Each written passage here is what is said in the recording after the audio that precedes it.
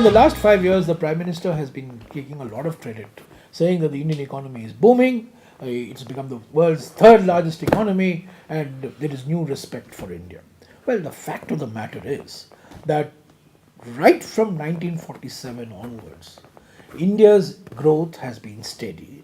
And after 91, of course, it picked up new momentum. From between 1900 and 1950, there was no economic growth in India. In fact, per capita incomes declined because with no economic growth and increasing population growth, per capita incomes are bound to decline. So the process of nation building industrialization started only in 1947. And from 1947 till 1980, the Indian economy grew at something like 3.5 to 4% per year, which compared to negative growth for the last 50 years is a spectacular achievement. And since 1991, the Indian economy has grown by something like 6.5 to 7% per year. And during the period 2004 to 2014, the decade of the UPA, the Congress-led UPA, economy grew at over 8% per year. This is not something I have invented. These are facts that are there on the ground and have been accepted by the Government of India, by international agencies, by banks and financial institutions.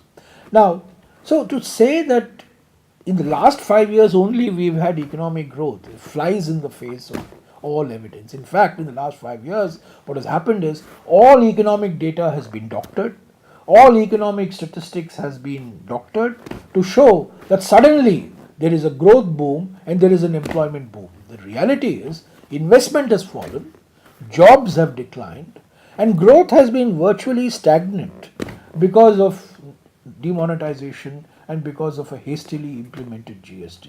In fact, in 2018, never before in Indian history, in 1 year, in 2018, 1 crore Indians lost their jobs.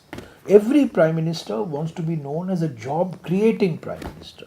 But now, Mr. Modi will go down as history as India's first job-destroying Prime Minister.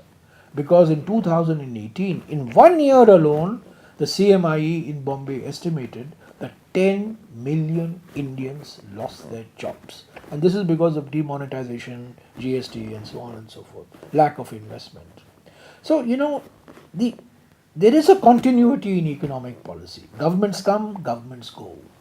And there is a certain continuity. And from 1991 onwards, Narasimha Rao, Deve Gowda, Gujral, Mr. Vajpayee, Dr Manmohan Singh, and then of course Mr. Modi in the last 5 years, basically have taken the policies of 1991 forward. An open economy, an economy in which private investment, foreign trade plays a very important role. But the foundations of our success after 1991 were laid by the policies of the Congress governments in the 50s and 60s. Who built the steel plants? Who built the fertilizer factories? Who opened up new areas? Who created the SAILs and the BHELs and the ONGCs?